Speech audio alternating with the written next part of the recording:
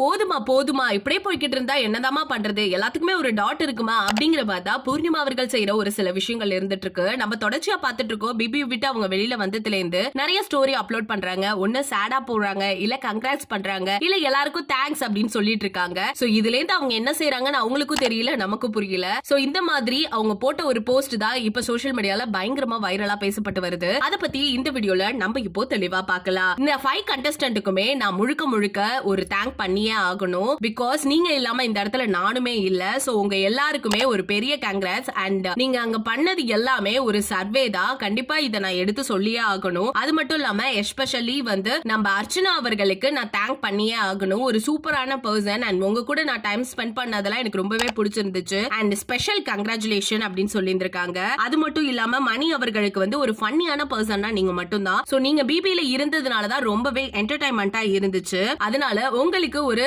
Wishes நான் தெரிவிச்சுக்கிறேன் அப்படின்னு சொல்லியிருக்காங்க. அடுத்தபடியா மாயா அவர்கள் சொல்லவே வேணாம், இவங்களோட நட்பை பத்தி எல்லாருமே பேசிக்கிட்டு தான் இருக்கும். இப்படி இருக்க நிலைமையில அவங்க என்ன சொல்லிருக்காங்கன்னா, நீ ஒரு நல்ல ஃபைட்டர் பா, ஒரு நல்ல பர்சன். அது மட்டும் இல்லாம எனக்கு நட்பா கிடைச்சதுக்கு நான் ரொம்ப பெருமைப்படுறேன். அது மட்டும் இல்லாம நான் என்னென்னலாம் சொல்லணும்னு நினைச்சதோ அது எல்லாத்தையுமே உனக்கு கட்டி பிடிச்சு கண்ணீர் மழுக நிறைய விஷயங்கள் பகிர்ந்துட்டேன் அப்படின்னு சொல்லி லவ் யூ ப்ரோ அப்படின்னு மென்ஷன் பண்ணியிருக்காங்க. அடுத்தபடியா தினேஷ் அவர்களுக்கு ஒரு நல்ல மனுஷன்னா நீங்க மட்டும்தான். வெளியில வந்து எந்த கேமும் பிளே பண்ணாம ஒரு நல்ல மனுஷனா நான் பார்க்கணும்னு உங்களை எதிர்பார்க்கிறேன். சோ கங்க்ராச்சுலேஷன் அப்படின்னு மென்ஷன் பண்ணிருக்காங்க. அடுத்தபடியா விஷ்ணு. சோ இவங்களுக்கு சொன்ன இந்த விஷயம் தான் ரொம்பவே சூப்பரா இருந்துட்டு இருக்கு. என்னடா பக்கத்திலே தான் இருந்துட்டு இருக்க, ஒரு கால் பண்ணக்கூடாதா, நீ பண்ணிட்ட அப்படின்னா ஆட்டோமேட்டிக்கா நானே ஓடி வந்துருவேங்கிற மாதிரி தான் அந்த மெசேஜஸ் இருந்துச்சு. சோ அதுல கடைசியா என்ன சொல்லிருக்காங்கன்னா, ஸ்டே இன் டச் அப்படின்னு சொல்லி மென்ஷன் பண்ணிருக்காங்க. சோ இதெல்லாம் ஒரு பக்கம் இருந்தாலும் வனிதா அவர்கள் செஞ்சிருக்க இந்த விஷயமும் பரவிட்டே இருக்கு. அப்படி என்ன பண்ணாங்க அப்படின்னு பார்த்தா, மாயாவுக்குன்னு ஒரு கேங் இருக்குல்ல, அந்த கேங் எல்லாம் இன்வைட் பண்ணி இவங்க வீட்டுல பார்ட்டி பண்ணிருக்காங்க. ரொம்பவே சூப்பரா என்ஜாயும் பண்ணிருக்காங்க. அதோட போட்டோஸ் எல்லாமே இப்ப சோஷியல் மீடியால பயங்கரமா ஷேர் ஆகிட்டு இருக்கு.